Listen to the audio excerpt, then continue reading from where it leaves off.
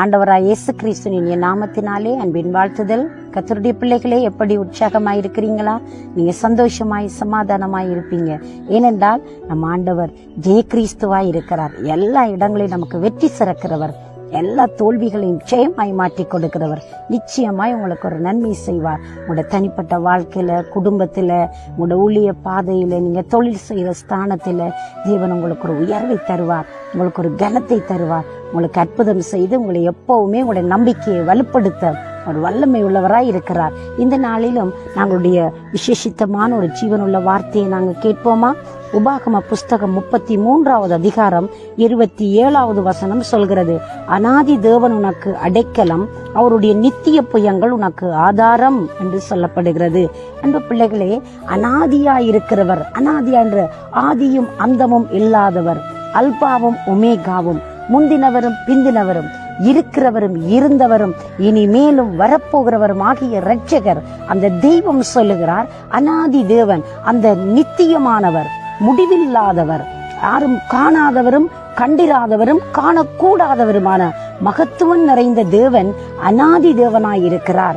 அநாதி காலமாய் என்றென்றைக்கும் ஜீவிக்கிற தெய்வமாய் நம்முடைய வாழ்க்கையில அற்புதங்களை செய்கிற இறைவன் அவர் எப்படி இருக்கிறாராம்? அநாதி தேவன் உனக்கு அடைக்கலம், அவருடைய நித்திய புயங்கள் உங்களுக்கும் எனக்கும் அது ஆதாரமாய் இருக்கிறது, அது உறுதுணையாய் இருக்கிறது, நமக்கு உற்சாகம் கொடுக்கிறதாய், நம்மை தட்டி கொடுத்து நம்மை தைரியப்படுத்துகிறதாய் இருக்கிறது.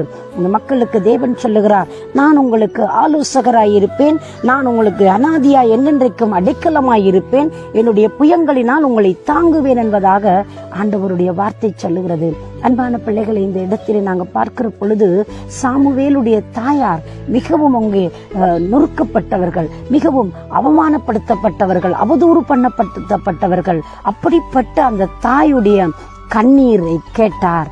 அன்னாள் என்கிற தாய் அழுதாள். அந்த அழுகையின் சத்தத்தை கேட்டு சாமுவேல் என்கிற ஒரு தீர்க்கதரிசியை ஈர்ந்து கொடுக்க ஆண்டவர் அற்புதம் செய்தார். அன்பு பிள்ளைகளே, இன்றைக்கும் அநாதி தேவன் நமக்கு அடைக்கலமாயிருக்கிறார். அவருடைய புயங்கள் நமக்கு ஆதாரமாயிருக்கிறது, நமக்கு உறுதுணையாயிருக்கிறது, நமக்கு பலனாயிருக்கிறது. நானும் நீங்களும் எதை குறித்து கவலைப்பட்டு நாங்கள் மனமுடைந்து போகிறோமோ அந்த நிலையிலே தேவன் நமக்கு உதவி செய்ய இன்றைக்கும் வல்லமை உள்ளவராய், வழிகாட்டுகிற கடவுளாய், நம் பக்கமாய் கடந்து வந்து நன்மை செய்கிறவராய் இருக்கிறார். நீங்கள் எதை குறித்தும் கவலைப்படாமல் நாம் அவரிடத்திலே தொடர்ந்து நாங்கள் பற்றி கொள்ளுவோம், அவரை அண்டிக் கொள்ளுவோம், அவர் நமக்கு நன்மை செய்யட்டும். அன்பானவர்களே, பாருங்க, அந்த அன்னாள் அழுதா, தேவ சமூகத்தில் போய் அழுதா, மிக ரொம்ப கவலை. அவருடைய கணவர் நேசித்தது உண்மைதான், அவருடைய அன்பு செய்தது உண்மைதான், எல்லாம் இருந்த போதிலும் ஆனால் அன்னாளுக்கு தேவையானது அந்த குழந்தை கிடைக்கவில்லையே, அந்த குழந்தை பாக்கியம் கிடைக்கலே. ஆனா அன்னாள் என்ன செய்த தெரியுமா? அநாதியாய் என்றென்றைக்கும் இருக்கிற தெய்வத்திடத்தில் ஓடிப்போய் முறையிட்டார். அந்த முறையிடுகிற பொழுதும் அங்கே இருந்த ஆசாரியன் அவளை புரிந்து கொள்ளல, அவதூறு பண்ணினார். அவளை அந்த அங்கலாய்ப்பை அவரால் உணர முடியல.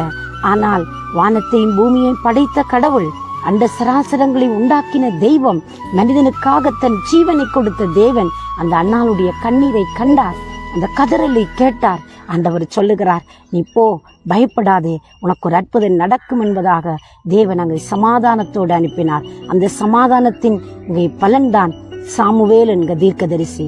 சாமுவேல் என்கிற தீர்க்கதரிசி தான் தொடக்கம் பேர் செய்வா மட்டும் தீர்க்கதரிசி என்ற பேரும் புகழுமான ஒரு தேவ மனிதனாய் மாறினார்.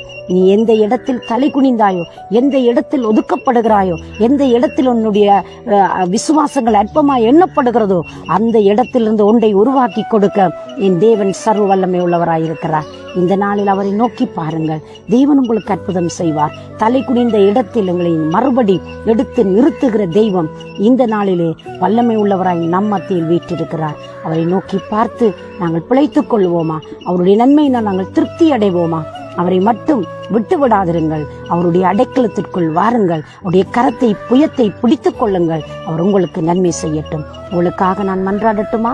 சர்வ வல்லமை உள்ள தேவனே, இயேசுவின் நாமத்தில் உங்களுடைய பிள்ளைகளுக்கு ஒரு அற்புதம் நடப்பதாக, அதிசயம் நடப்பதாக, தேவைகள் சந்திக்கப்படுவதாக, குறைவுகள் நிறைவாவதாக. தேவனே, உடைய மக்களை நீர் ஆசீர்வதித்து கனம் பண்ணி காக்கும்படி இயேசுவின் நாமத்தில் ஆசீர்வதித்து ஜெபிக்கிறேன். ஜீவனுள்ள நல்ல பிதாவே, ஆமென், ஆமென். தேவன் தாமே உங்களை நிறைவாய் ஆசீர்வதிப்பாராக. God bless you.